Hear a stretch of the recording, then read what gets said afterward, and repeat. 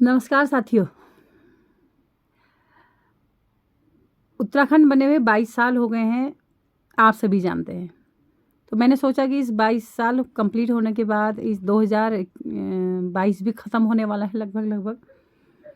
तो मैंने सोचा क्यों ना सभी के साथ उत्तराखंड के इन 22 सालों में क्या-क्या गतिविधियाँ उत्तराखंड में हुई हैं, कितनी आपदाएँ आईं, कितनी विपदाएँ आईं और कई तीज मनाए गए, त्योहार मनाए गए और कई लोग हमारे सीमाओं पे शहीद हुए जवान हमारे।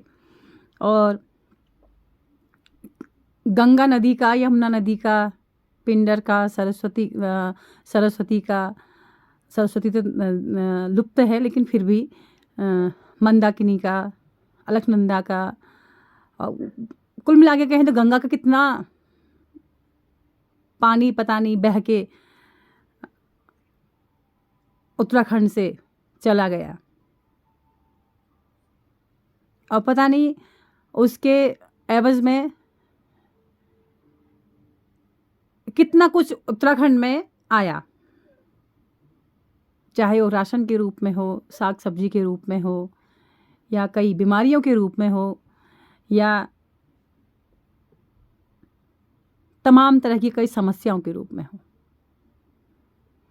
मैं इस बात को इसलिए रेखांकित करना चाह रही हूँ क्योंकि उत्तराखंड की स्थिति जैसी 22 साल पहले थी मुझे तो वही दिखती है, क्योंकि दुर्गम क्षेत्रों में जितना भी मैंने काम किया है, दुर्गम क्षेत्रों में जहाँ भी मैं रही हूँ देखा है मैंने, तो वो स्थितियाँ आज भी मुझे वही दिखती हैं। कोई खासा फ़र्क होता मुझे नहीं दिखता है। खासा फ़र्क तो क्या कहूँगी मैं, 90% स्थितियाँ वही हैं। आज मीडिया अगर गांव-गांव में पहुंच रहा है, वो भी तब पहुंच रहा है जब तमाम तरह के नेता वहां पे पहुंच रहे हैं, तथा कथित रूप से जो अपने को उत्तराखंड के कर्णधार कह रहे हैं, उत्तराखंड के लिए हम लोग लड़ाई लड़ रहे हैं कह रहे हैं, उत्तराखंड के विकास के लिए कार्य कर रहे हैं कह रहे हैं, जब वो लोग जाते हैं तभी मीडिया वाले भी वहाँ पहुँच पाते हैं। दुर्गम क्षेत्रों में कई दुर्गम क्षेत्रों की समस्याएं आज भी 10 की 10 बनी हुई हैं। कई गांव तो ऐसे हैं आज भी अंधेरे में रहने को मजबूर हैं। इस 21वीं सदी में आज भी जहां 5G 4G की बात कर रहे हैं, लेकिन आज भी वहां पे फ़ोन करने भी जाना पड़ता, तो कहीं चट्टानों पर डानों में जाके फ़ोन करना पड़ता है, तब जाके कहीं नेटवर्क मिल पाता है। और बिजली तो ऐसी है कई जगहों में मैंने देखा है। अपने कपकोट विधानसभा की बात अगर मैं कहूँ, वहाँ पे मैं जहाँ मैं देख के आई हूँ, देखा है मैंने, वहाँ पे कई इलाके ऐसे हैं जहाँ पे बिजली भी नहीं रहती है। दिन भर तो बिजली रहती ही नहीं है, रात को अगर रहती भी है तो आप फ़ोन भी वहाँ पे चार्ज नहीं कर पाते हैं। तो मैं इस बात को इसलिए रखना चाह रही हूँ क्योंकि अभी तो थोड़ी मैं भूमिका आप लोगों के सामने में रख रही हूँ।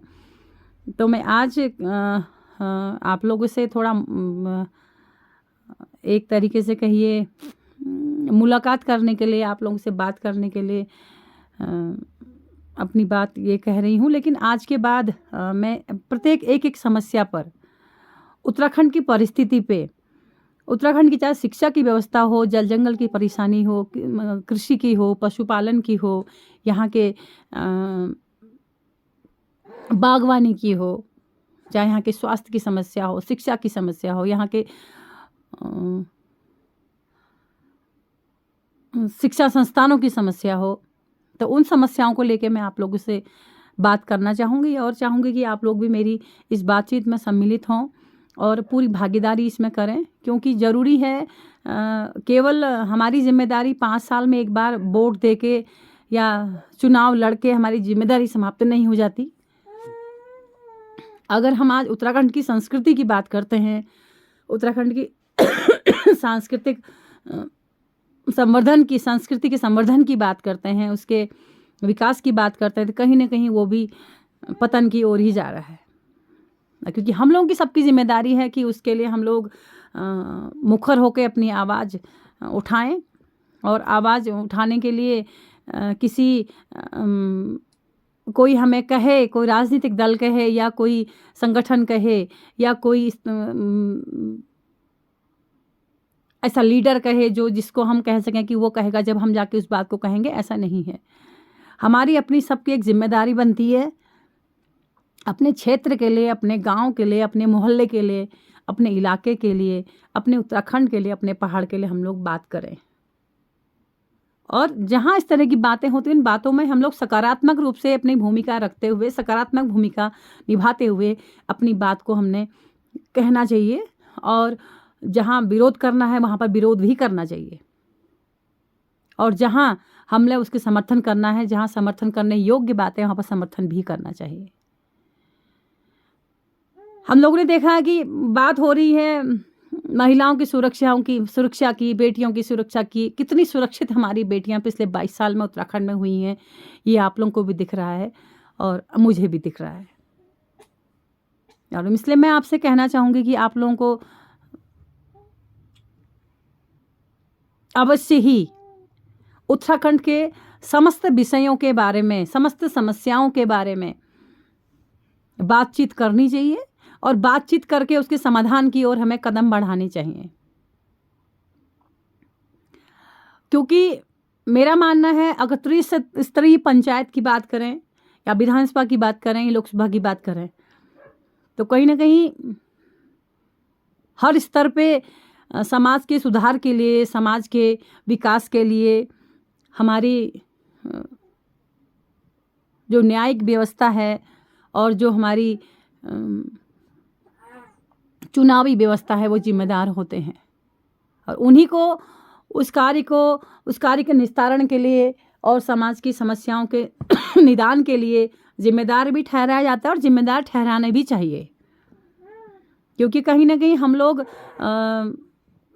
लोग ही उन ऐसे लीडर को जन्म देते हैं, लीडर को आगे बढ़ाते हैं, और उस लीडर को अपनी बागडोर सौंपते हैं कि वो अपने क्षेत्र की समस्याओं के लिए, हमारी संस्कृति के लिए, हमारे जल जंगल ज़मीन के मसलों के लिए, हमारी कृषि के लिए, हमारी पशुपालन के लिए, हमारी शिक्षा के लिए, हमारे स्वास्थ्य के लिए, हमारी यातायात व्यवस्थाओं के लिए, हमारी समस्त समस्याओं के लिए बात उठाने के लिए उसके लिए जिम्मेदार वो होता है।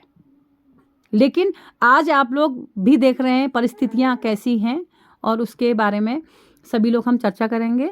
और मैं चाहूँगी कि मेरी जो भी चर्चाएं मैं आपसे करूँ उसमें आप लोग भी सम्मिलित हों, और मैं चाहती हूँ कि मुखर होकर हम लोग अपनी बातें करें। नकारात्मक कहने के बजाय हम लोग सकारात्मक तरीके से अपने उत्तराखंड के लिए बात करें। मैं किसी पार्टी विशेष की बात नहीं कर रही हूँ, किसी जाति विशेष की बात नहीं कर रही हूँ, किसी वर्ग विशेष की बात नहीं कर रही हूँ, किसी क्षेत्र विशेष की बात नहीं कर रही हूँ, समस्त उत्तराखंड की बात कर रही हूँ। उत्तराखंड के 13 जिलों की बात कर रही हूँ।